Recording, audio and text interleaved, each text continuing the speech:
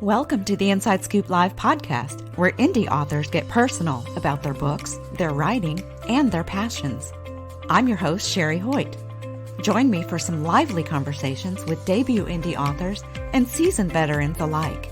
It's a great place to find your next amazing read or even get inspired. So sit back and enjoy the show and let me know what you think.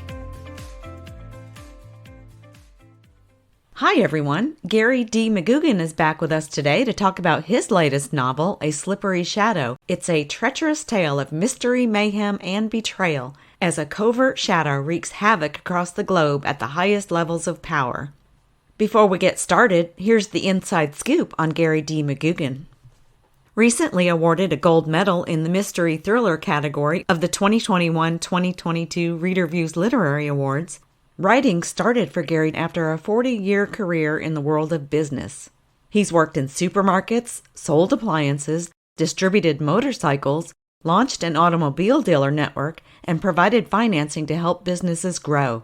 Every industry was very different from the other, though each company had a distinctive culture and character, and all were units of large corporations with operations around the globe. Travel has always been a large component of his business roles, and he's now visited more than 650 towns and cities in more than 50 countries for either business or leisure.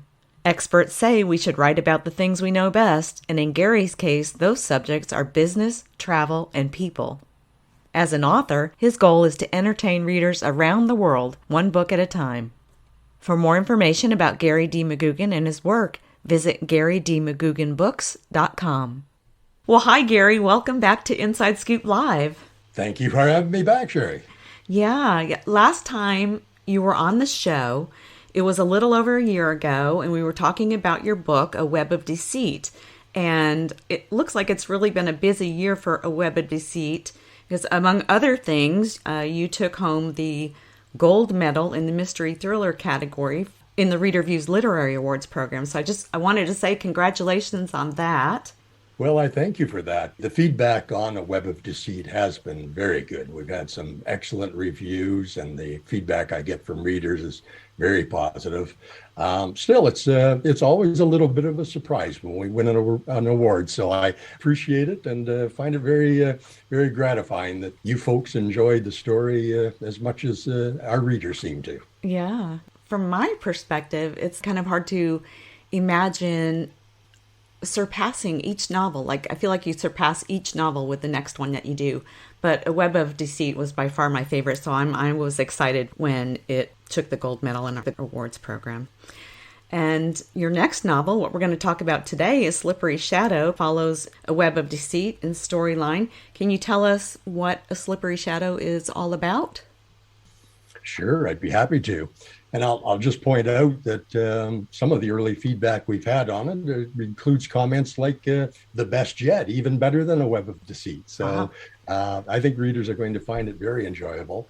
It's a suspense thriller. And in the story, I reveal some of the unexpected challenges people who lead enterprises just might encounter when a mysterious player pulls some strings behind the scenes. And A Slippery Shadow shows these challenges can affect either legitimate companies or criminal organizations equally. Mm-hmm. I have to ask, how did you come up with this storyline? This shadow is an intriguing figure, to say the least.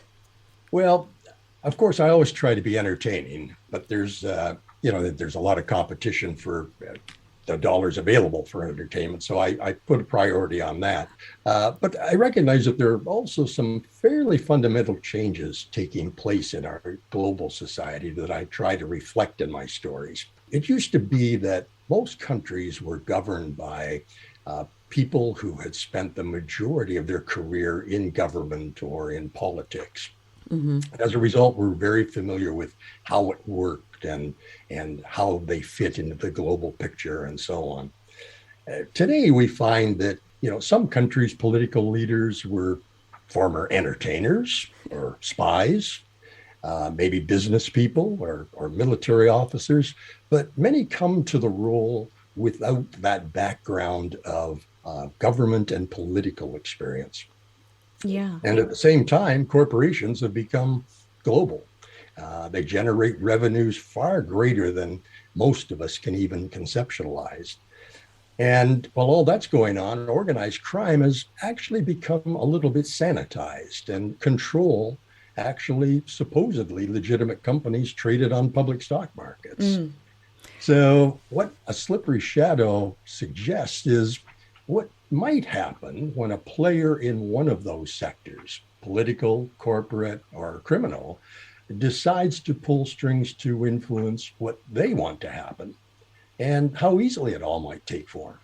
So while I'm entertaining my readers, I'd like them to think about the possible implications and how those actions might eventually touch all of us in some unexpected ways.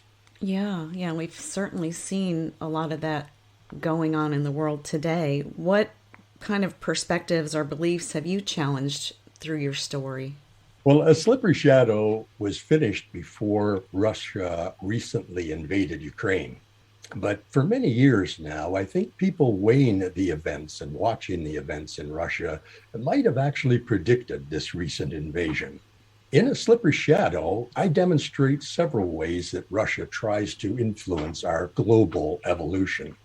And while my story is pure fiction, I think readers will relate to the behavior and events taking place now in other parts of the world and find them actually similar to some that they read about in A Slippery Shadow.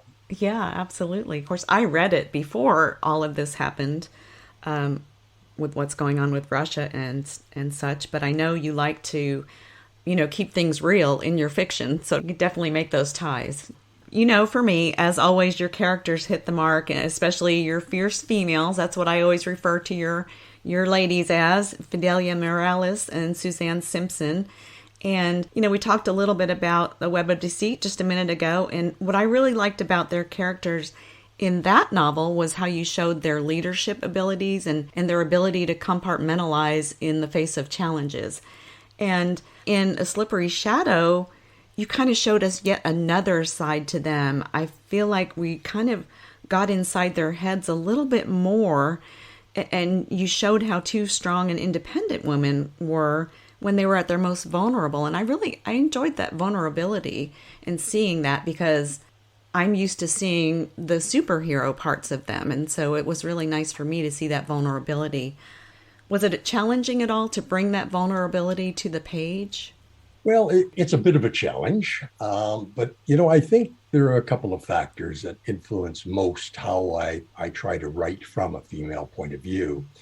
I've actually had the good fortune to work closely with women for more than 50 years. And these women have been colleagues and customers, suppliers and friends. And as a result, I've been able to see how women negotiate, and that reveals some of their inner processes. And I've seen reactions to their victories or accomplishments, and observed how some had to actually cope with adversity.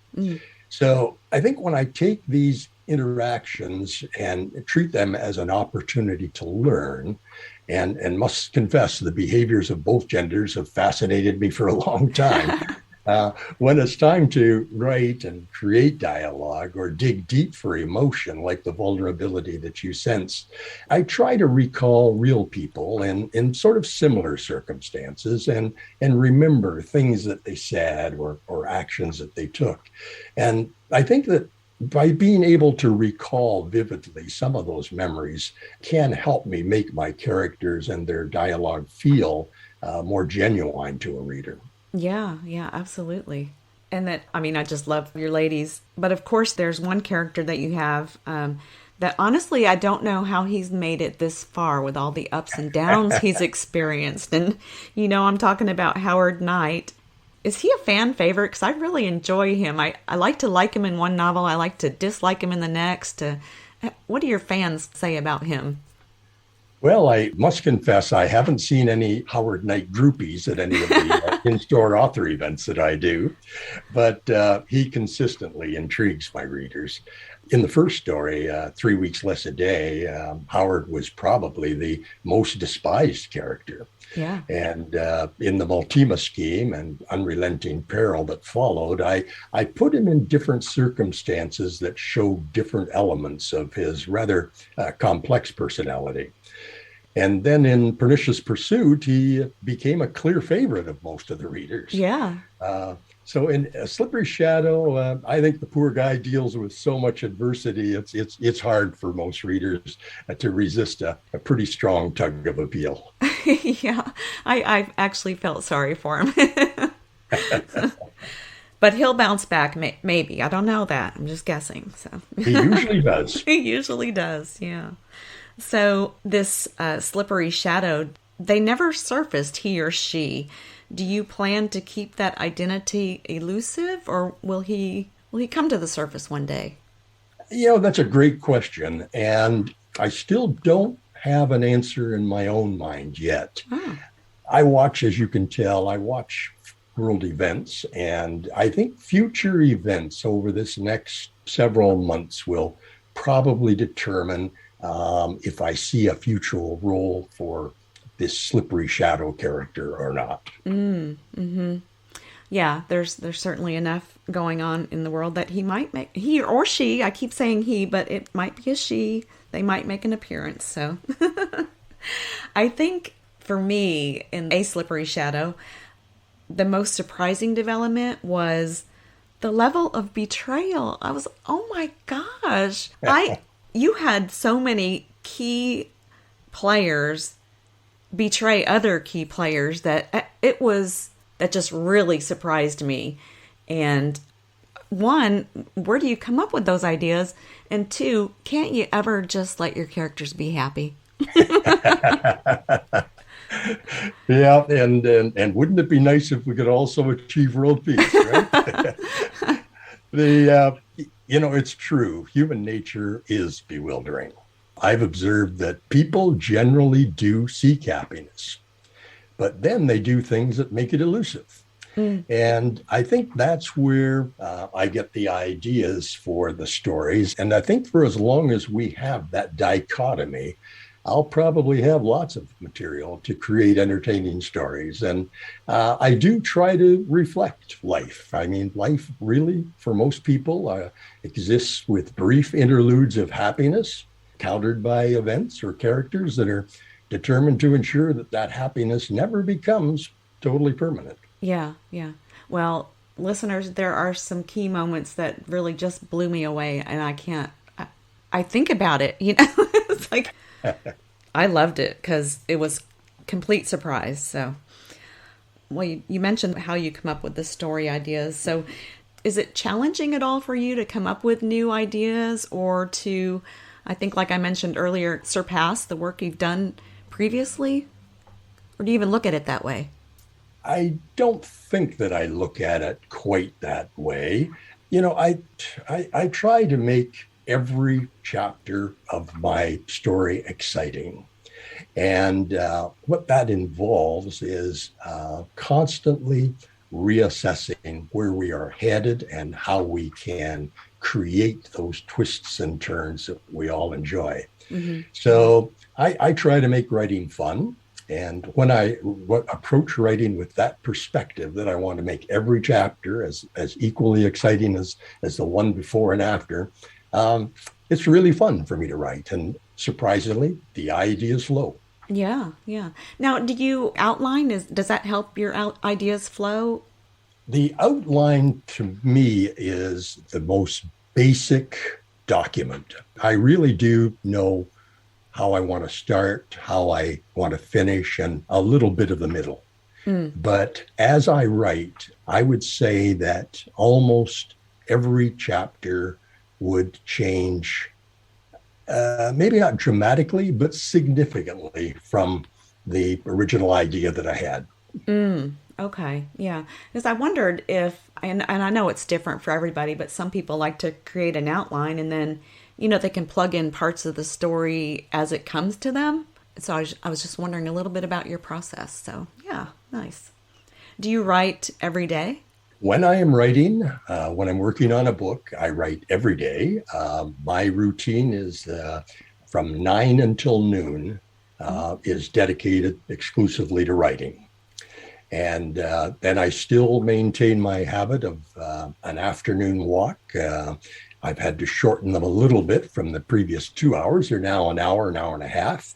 But that is a time that I use for thinking about the story and actually do a reassessment of what I just wrote and think about what I'm going to write for the next day. Yeah. So you actually do a lot of prep for your writing then. 3 hours a day is a long time. Well, I'm a slow typist. Oh, yeah, me too. Oh, goodness. So now, I know travel has always played an important part in your writing process, but it's always a big part of your stories. And I know the travel has changed significantly over the last years. But you've also been traveling for many years. So has it impacted your stories at all? The lack of the ability to travel as freely? Yeah, as you say, travel has played an extremely significant role in my life. I have traveled consistently since I was in my very early 20s. And like most people, I hadn't traveled for the last almost 2 years. A Web of Deceit and A Slippery Shadow were both written and published during the pandemic. So for those stories, of course, I was using a great deal of memory. I have thousands and thousands of photos in my collection, and I can always go to Google to research and fill any blanks that may occur. But because when I travel, I usually spend weeks or months in a foreign location rather than just a few days, my experiences in that locale are usually quite rich. I try to live with the people of the country rather than visit a hotel or a resort. And from that, I learn from personal interactions and those long walks that I take every day. So I think I develop an intimacy with that location so that when I use it, I think that intimacy reflects in my stories. Okay. And some of your experiences while there probably make it into the stories somehow. Absolutely. Yeah. Well, you couldn't tell with the last two novels that you haven't traveled. So, and that's kind of what I was saying is like, well, you've traveled so much that I'm sure your recollection is very strong of these places that you write about as well. Exactly. Yeah. Now, last year when we talked and I asked you what was next, you said that you had actually planned to take a year off from your fiction writing when COVID first hit to maybe work on a memoir type project. Is that still in the cards for you? Yeah, you have a great memory. To be candid, I'm still very interested in the sort of memoirish direction, but I'm still unsure about the timing. In the publishing world today, we authors are ultimately responsible for promoting our books to generate sales. So during this next window from April to October of 22, I really plan to invest a considerable amount of time making personal appearances to bookstores across the country, COVID permitting, of course. And during that time, while I'm out talking with readers and traveling and working on selling a few books, I'll decide then whether to immediately jump into a seventh novel or experiment with that work of nonfiction. Now, I noticed you've been back in stores lately, Chapters Indigo mainly in Canada. That's right. Yeah. How's it feel getting back into the stores? It's wonderful. I'm a writer who not only enjoys writing the story, I enjoy talking about it as well. So for me, it's a real pleasure to meet the people who are interested in exploring what I write and want to talk about the books. And so for me, it's really rejuvenating and mentally stimulating. So I enjoy it thoroughly. Yeah. And I think it's great. Being there, and there can't be a better way to reach people than just being there in person with your books, ready to talk about them. Well, that's certainly my preference. Yeah. When you're in the stores, do you have people asking you when the next novel's coming out? Do you meet people that you already know or have met from previous book tours? Yes, and that's always rather gratifying because quite often the first thing that they'll say is, I just finished reading such and such, maybe 3 weeks less a day, or it could be Pernicious Pursuit. And they ask, and what is the next one in the series? So that's always a nice way to start a conversation. I have some folks who decide during our conversation that they're actually going to buy the entire set, and now that's 6 books at a time. So I don't get to see those people back very often, but wow. it's good to see the folks who buy one at a time and get some feedback from them and hear what they did and didn't like about the stories. Yeah. Now, do you sell it as a 6-piece set? No, there are stores where we do create packages where they would be bundled in a sleeve for a better value price. And we don't do that universally, but in certain stores, that would be an option. Okay, yeah. Because I know when we first met, I got to read your first 3 novels back to back. And then I had to wait. Right. I had to wait for you to catch up to me, So, I mean, there are pros and cons to reading them all at once and to, just going one at a time as you go. Exactly. Now, I follow you on social media, so I see all of these displays in these stores. They're really nice. And it occurred to me that I've never asked you about the artwork on your covers, because I love the cover on A Slippery Shadow. It's perfect. It's spot on. So do you have someone design your covers, or how do you create your covers? I have. There is a member of our writing community who I met several years ago, who is herself a very good author. Her name's Kim McDougall, and she owns a company called Castle Lane. And Kim not only writes well, but she has great graphic art skills. And she's been working with me on each of the last 4 novels and does an outstanding job. And I can't compliment her work too often. Yeah.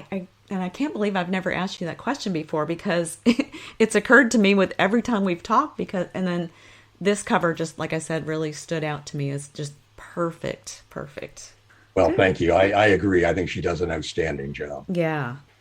So what are you working on now? Well, you're going to be out in stores for a while, you said, and marketing your books. And so does that mean you're not really actively working on anything right now, or do you have an idea in the works, or where are you right now with your next project? Yeah, I'm not actively working on anything at the moment. The promotional work, it demands a tremendous amount of time and energy, and I don't like to split the focus.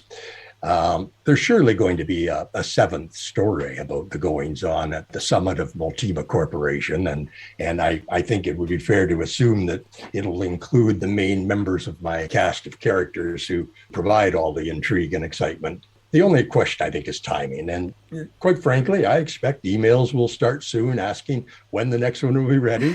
And that demand will probably determine how soon I release another story and get back to that discipline of 3 hours every morning and so on. Yeah. But if I were to guess, probably in the latter part of 2023, we'll probably see another one. Okay, that's great. Yeah. Well, of course, I always look forward to that. So don't let us down, Gary. We'll do our best. Oh, goodness. So with your experience that you've developed over the last couple of years, it sounds like you fine-tuned your writing and your publishing and your marketing strategies. What has been the most important thing you've learned on your journey that you can pass along to other new authors? Well, I always tell any writer who asks the same thing, and that is become a member of a writing community. I wish I had that advice. It probably would have saved me considerable time and energy in the process if I had started there, and I didn't. Writing communities offer extraordinary value for authors. I belong to one called the Writers Community of York Region, and that's in Canada, of course. Mm-hmm. But there are hundreds of these communities across the globe, and they all offer an opportunity to network with other writers to learn what's working for them. Many of these communities also arrange guest speakers who share valuable tips and provide advice on the latest trends in publishing. They give information about writing skills to attract more readers. And they talk about the ever-changing tastes of both book retailers and readers. It's a very useful environment for any writer, I think. Yeah, it sounds kind of like a mini writers conference, however often you get together. In our case, that would be very true. And then we get together on a monthly basis. Oh, nice. Susan and I, my business partner, Susan Violante, we're going to a writers conference with the Texas Writers League in a couple of months, and I'm excited. It's a great time for us to learn too, and keep up with the market trends and such. So, yeah, I think the writing community is very important. I agree wholeheartedly. Well, Gary, is there anything else you wanted to add today? Well, yeah, I'd like to thank you for this opportunity. It's been great to share some of my thoughts with you and your readers. And I really want to express my appreciation for all the great work your organization does. You truly help independent authors and publishers grow their readership. And I really want to thank you. Well, thank you. And thank you for sharing more about your work. And hopefully we'll talk in, another year or so. We'll do our best to create that opportunity. Okay. All right. Thank you, Gary. Thanks, Sherry.